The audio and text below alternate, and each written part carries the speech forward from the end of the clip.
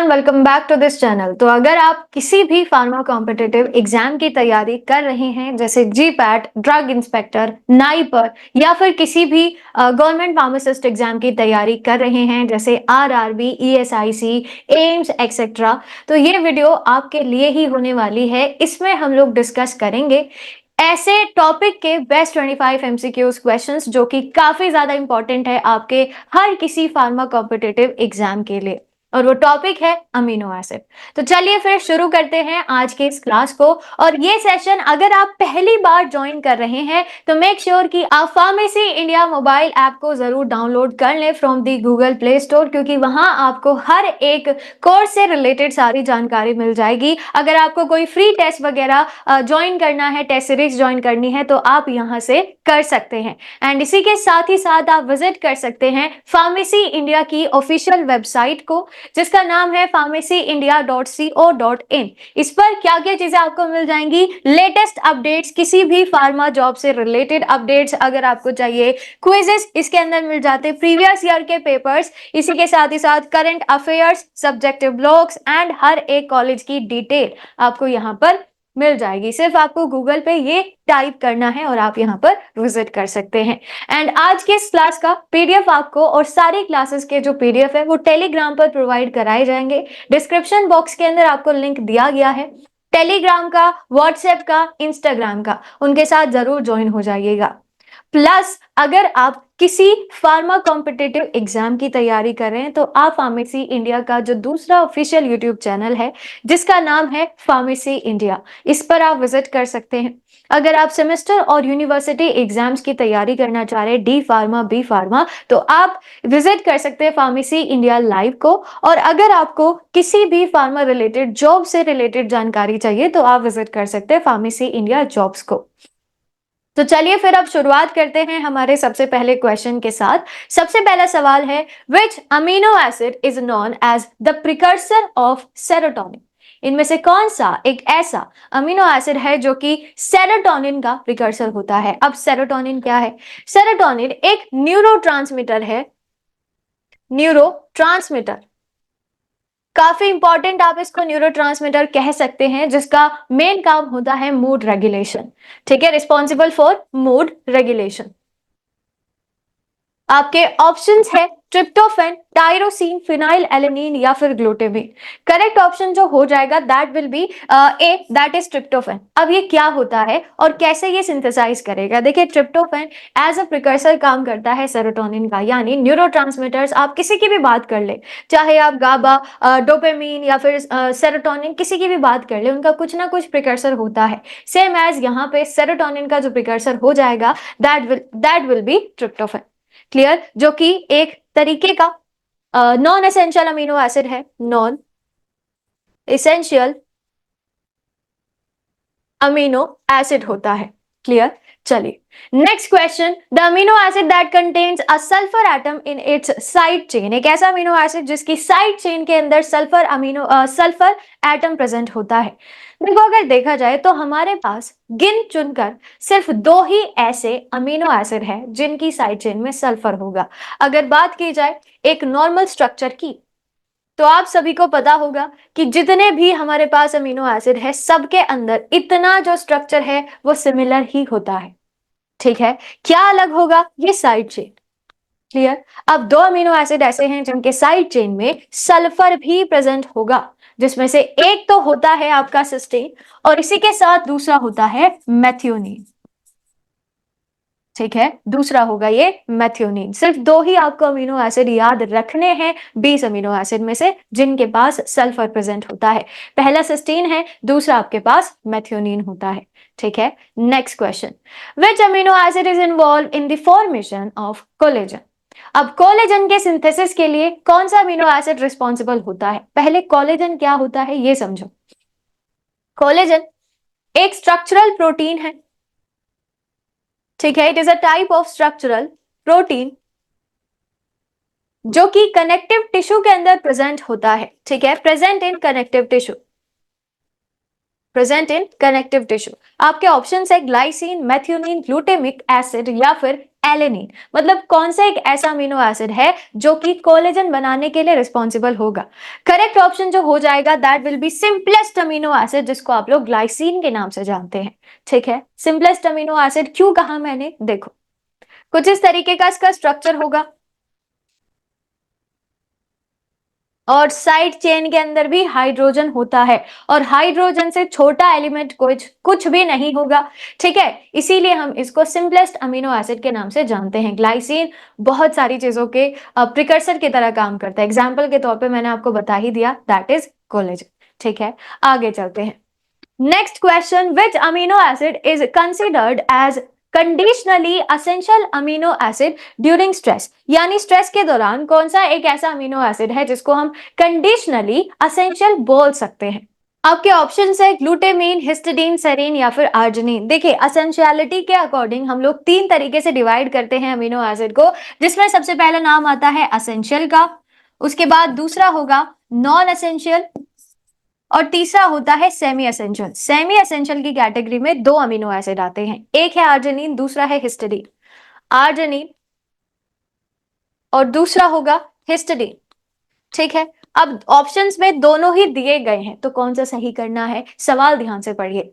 कौन सा ऐसा अमीनो एसिड है जिसको आप स्ट्रेस के दौरान यूज कर सकते हैं एज असेंशियल अमीनो एसिड? तो इसका जो सही ऑप्शन जाएगा दैट विल बी ग्लूटामाइन, क्योंकि हिस्टिडीन और आर्जिनिन जैसा कि मैंने बोला कि ये सेमी एसेंशियल की कैटेगरी के अंदर आते हैं, लेकिन सवाल में इनसे रिलेटेड कुछ भी पॉइंट आपको नहीं दिया गया है और ग्लूटामाइन एक नॉन असेंशियल अमीनो एसिड होता है, नॉन असेंशियल। बट अगर ऐसी कंडीशन आ जाए कि आपको कोई एक ऐसा अमीनो एसिड यूज करना पड़ जाए जिसको आप असेंशियल की कैटेगरी में नहीं रख सकते हैं, तो दैट विल बी ग्लूटामाइन। ठीक है, next question, which of the following is a non polar hydrophobic amino acid? अब ये नॉन पोलर और हाइड्रोफोबिक का मतलब क्या है? नॉन पोलर क्या होता है? किसी भी अगर अमीनो एसिड पे कोई चार्ज नहीं है, यानी पॉजिटिव और नेगेटिव साइन अगर नहीं होता है, तो that will be non polar. And hydrophobic का मतलब है पानी से डरने वाला अमीनो एसिड। फोबिया मतलब डरना, हाइड्रो मीन्स वाटर, तो वाटर हेटिंग। ठीक है, water hating you can say. तो ऐसा अमीनो एसिड आपको बताना है जिसके ऊपर कोई चार्ज नहीं होता है और वाटर हेटिंग भी होता है, एलेनिन, सेरीन, एस्पार्जिन या फिर ग्लूटामिक एसिड। ऐसा अमीनो एसिड आपके पास एलेनिन होता है। क्या स्ट्रक्चर होगा इसका, ध्यान से देखना।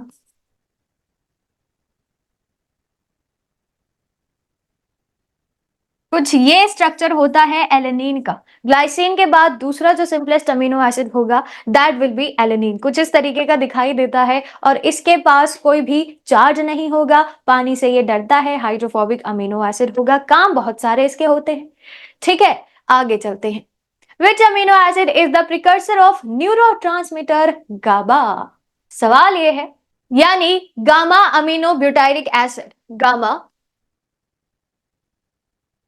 अमीनो ब्यूटायरिक एसिड जो कि बहुत ही इंपॉर्टेंट एक न्यूरोट्रांसमीटर होता है, और आप कह सकते हैं कि आपकी बॉडी के अंदर सबसे ज्यादा अमाउंट में जो न्यूरोट्रांसमीटर है कैटेगरी के अंदर वो यही पाया जाएगा। ठीक है, ग्लूटामिक एसिड, ग्लाइसिन, एस्पार्टेट यानी एस्पार्टिक एसिड या फिर सेरीन। शायद से इसका आंसर मैं आपको ऑलरेडी दे चुकी हूँ, आंसर इसका हो जाएगा ए, दैट इज ग्लूटामिक एसिड, जो कि एक नॉन एसेंशियल अमीनो एसिड है, लेकिन GABA यानी गामा अमीनो ब्यूटारिक एसिड के सिंथेसिस के लिए काफी ज्यादा इंपॉर्टेंट होता है। मतलब जब तक तुम्हारी बॉडी में ये नहीं है तब तक ये भी नहीं बनेगा। ठीक है, ये एक नॉन असेंशियल अमीनो एसिड है, यानी आपकी बॉडी के अंदर ही ये सिंथेसाइज किया जाता है। ठीक है, एंड तब जाकर आपसे ये गाबा बनाएगा।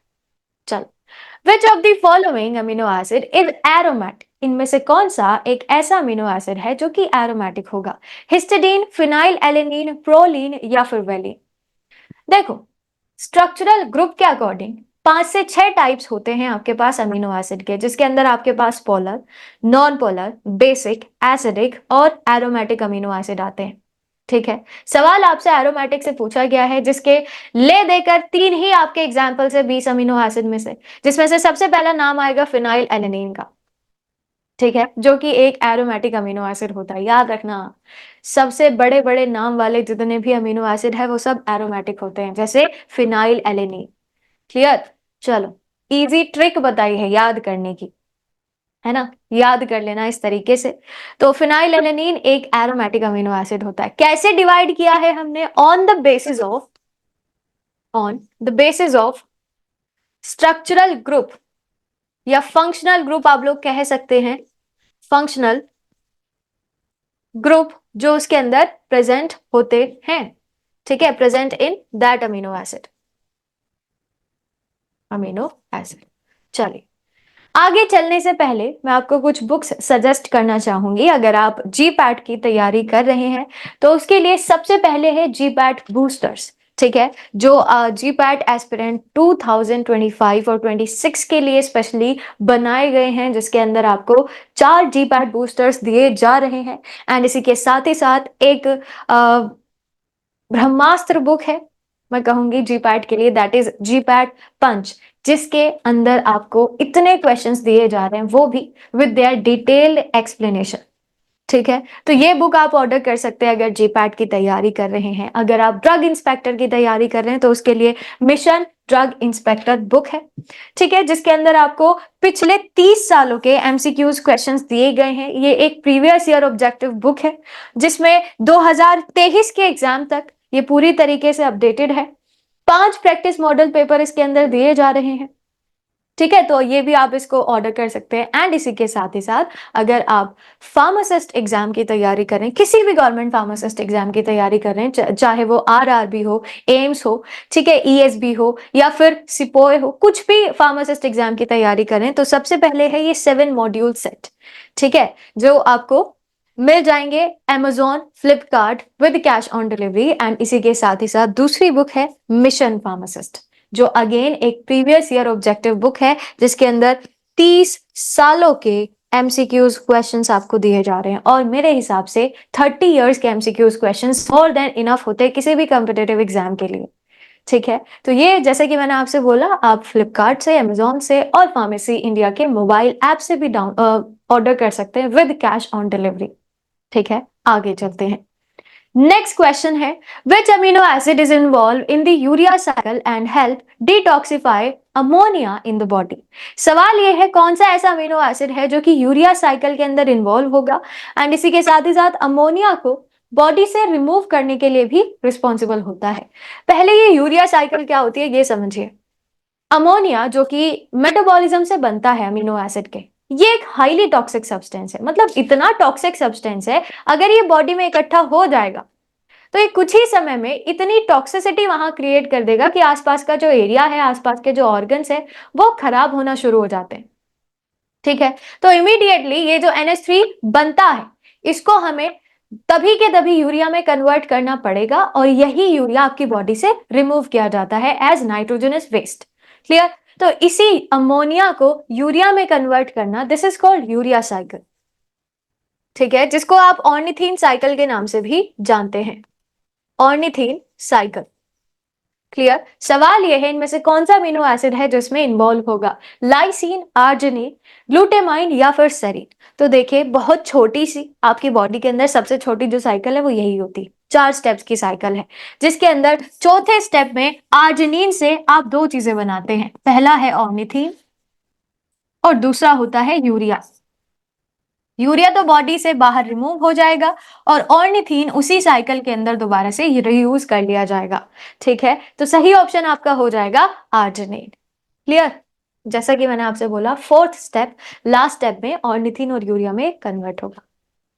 Which amino acid is known for its role in the formation of phospholipid? सवाल है, इनमें से कौन सा अमीनो एसिड है जो कि फोस्फोलिपिड के फॉर्मेशन के लिए इंपॉर्टेंट होता है? ये क्या है भैया? फोस्फोलिपिड एक कॉन्जुगेटेड प्रोटीन है, ठीक है। आप कह सकते हैं कि कॉम्प्लेक्स प्रोटीन है, जिसके अंदर 2 चीजें आपको दिखाई दे रही है, फोस्फो एंड लिपिड्स। क्या काम इसका होगा?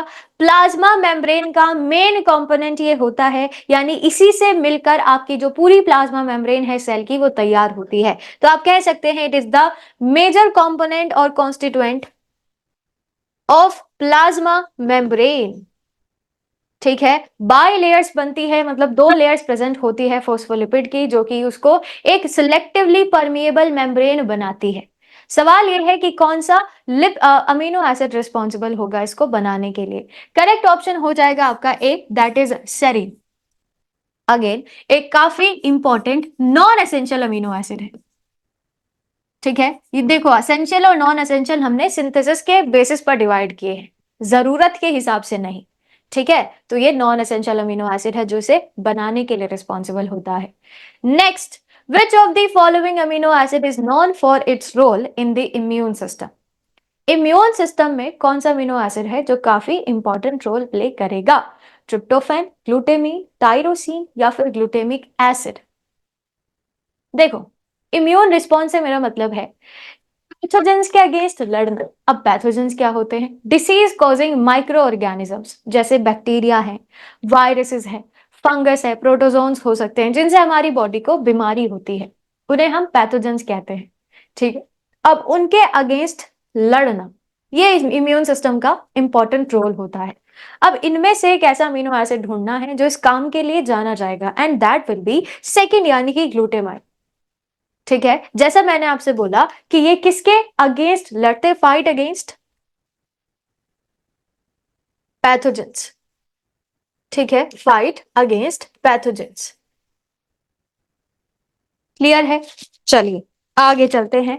Next question, which amino acid contains an aromatic ring and is non polar. कौन सा एक ऐसा अमीनो एसिड है जो कि एरोमेटिक होता है और नॉन पोलर भी होता है? नॉन पोलर तो आप लोग समझ ही गए हैं, जिसके ऊपर कोई भी चार्ज ना हो, ना ही पॉजिटिव और ना ही नेगेटिव, और प्लस एक एरोमेटिक साइड रिंग भी प्रेजेंट हो। ठीक है, यानी जितना स्ट्रक्चर सिमिलर है वो तो है ही, लेकिन उस साइड चेन के अंदर एरोमेटिक रिंग प्रेजेंट होनी चाहिए। हिस्टिडीन, फिनाइल एलेनिन, सेरीन और थ्रियोनिन। तो जैसे कि मैंने आपसे बोला था कि ऐसे अमीनो एसिड जो सबसे बड़े बड़े नाम वाले हैं, इसका ये हम ऑलरेडी कर भी चुके हैं, फिनाइल एलेनिन जैसे कि। ठीक है, तो ये एक तरीके का ऐसा अमीनो एसिड है जिसकी साइड चेन में एरोमेटिक रिंग प्रेजेंट होती है। ठीक है, और ये नॉन पोलर भी है। क्लियर है? चलिए, सवाल ये है, विच of the following amino acid is involve in the synthesis of melanin. अब मेलानिन बनाने के लिए कौन जरूरी है? टायरोसिन, फिनाइल एलेनिन, ट्रिप्टोफैन या फिर सिस्टीन। What is melanin? एक कलर पिगमेंट जिसकी वजह से आपके स्किन का कलर, आपके बालों का कलर, आपके आंखों का कलर, ये सब किसकी वजह से होता है? मेलानिन की वजह से। ठीक है, कलर पिगमेंट। देखिए, वैसे तो जो मेलानिन है ये आपका मिलानोसाइट्स जो सेल्स होती हैं ये बनाने के लिए रिस्पॉन्सिबल होगा, लेकिन इस सिंथेसिस में एक अमीनो एसिड भी रिस्पॉन्सिबल होता है, and that will be your tyrosine. क्या है ये एक असेंशियल अमीनो एसिड है जो आप डाइट के थ्रू अपनी बॉडी में इंटेक करते हो। ठीक है, असेंशियल अमीनो एसिड है, लेकिन मेलानिन बनाने के लिए काफी ज्यादा जरूरी भी होता है। यानी अगर टायरोसिन आपकी डाइट से एक्सक्लूड कर दिया जाए तो कहीं ना कहीं आपकी बॉडी में मेलानिन पिगमेंट की डेफिशिएंसी होना शुरू हो जाती है। ये कोई अच्छी बात नहीं है। ठीक है, ये कोई अच्छी बात नहीं है कि मेलानिन नहीं होगा तो जो स्किन है वो गोरी हो जाएगी। अरे, आंखें, बाल, वो भी कलर छोड़ना शुरू कर देंगे, ये भी याद रखना। ठीक है, चलिए, which amino acid is known to form disulphide bonds in proteins. Proteins के अंदर डाइसल्फाइड लिंकेज बनाने के लिए कौन सा अमीनो एसिड रिस्पॉन्सिबल होता है? सिस्टीन, एलेनिन, सेरीन या फिर ग्लूटामाइन। ठीक है, तो इस काम के लिए जो जाना जाएगा दैट विल बी सिस्टीन, जिसके अंदर सल्फर प्रेजेंट होता है। और मेरे हिसाब से आप लोग इसका आंसर पहले ही दे दिया होगा, सल्फर कंटेनिंग अमीनो एसिड है ये। सल्फर है तभी तो डाइसल्फाइड बॉन्ड बना रहा है। ठीक है, बाकी एलेनिन, सेरीन और ग्लूटामाइन के अंदर कोई भी सल्फर प्रेजेंट नहीं होता है, तो ये डाइसल्फाइड बॉन्ड भी नहीं बना सकते हैं। क्लियर? या तो सिस्टीन या तो मेथियोनिन, ये काम सिर्फ इन दोनों का है, बाकी इनके अलावा और कोई भी डाइसल्फाइड बॉन्ड नहीं बना पाएगा। क्लियर? चलिए, Which of the following amino acid is classified as a neutral polar amino acid? इनमें से कौन सा एक ऐसा अमीनो एसिड है जिसको आप न्यूट्रल पोलर अमीनो एसिड कहेंगे? देखो, न्यूट्रल से मेरा मतलब है जो ना तो एसिडिक हो ना तो बेसिक हो, ऑब्वियस सी बात है, जिसका पीएच लेवल 7 के अप्रोक्स हो। और पोलर है यानी उसके ऊपर साइंस यानी चार्जेस भी प्रेजेंट है, पॉजिटिव एंड नेगेटिव चार्जेस। ठीक है, glutamine, glutamic acid, aspartic acid या फिर टायरोसिन। अब देखो ग्लूटेमिक एसिड, एस्पार्टिक एसिड, ये तो भैया एसिडिक है, नाम से ही आप इसको जान रहे हैं, तो ये तो आंसर नहीं हो सकते। करेक्ट ऑप्शन या तो ग्लूटेमिन होगा या तो टायरोसिन हो। करेक्ट ऑप्शन जाएगा आपका ग्लूटेमाइन, जो कि पूरी तरीके से एक न्यूट्रल अमीनो एसिड है। ठीक है, न्यूट्रल तो है ही, पोलर भी है, यानी चार्जेस इसके पास प्रेजेंट होते हैं। ठीक है, charges will be present on this amino acid glutamine. चलो, which amino acid is a precursor of thyroxine and tridothyronine। अब ये दोनों चीजें होती क्या हैं? ये है थायराइड ग्लैंड के हॉर्मोन्स, थायराइड ग्लैंड के हॉर्मोन्स। ठीक है, टायरोसिन, फिनाइलएलेनिन, ग्लूटामिन या फिर सेरीन, इनका काम होता है आपकी बॉडी के मेटाबॉलिज्म को कंट्रोल करना, जो कि थायराइड ग्लैंड से रिलीज किए जाते हैं T3 and T4। Actually thyroxine is the precursor of triiodothyronine. ठीक है, सवाल यह है कि अब थायरोक्सिन का प्रिकर्सर आपसे पूछा गया है, टायरोसिन, फिनाइल एलेनिन, ग्लूटामिन या फिर सेरीन। तो इसको याद करना हद से ज्यादा इजी है। टी से बनता है थायरोनिन, ट्री से बनता है ट्राइडोथायरोनिन, टी से थायरोइड ग्लैंड एंड टी से ही बनता है टायरोसिन। ठीक है, इसको इतना याद करना इजी है, सब कुछ टीटी से ही बन रहा होगा, बस टायरोसिन, ट्रिप्टोफैन और थ्रियोनिन में से आपको क्या याद रखना है? टायरोसिन, जो कि एक एसेंशियल अमीनो एसिड है, और इसी की वजह से जो थायरोक्सिन है ये बनेगा। जब थायरोक्सिन बन जाएगा तो जो T3 यानी ट्राइडोथायरोनिन है वो अपने आप सिंथेसाइज हो जाता है। ठीक है, करेक्ट ऑप्शन जाएगा आपका a. Which of the following amino acid is classified as non polar? कर चुके हैं शायद हम ये, कौन सा इनमें से नॉन पोलर अमीनो एसिड हो जाएगा? That will be leucine. ठीक है, दैट विल बी ल्यूसीन। क्या है ये? एसेंशियल अमीनो एसिड है।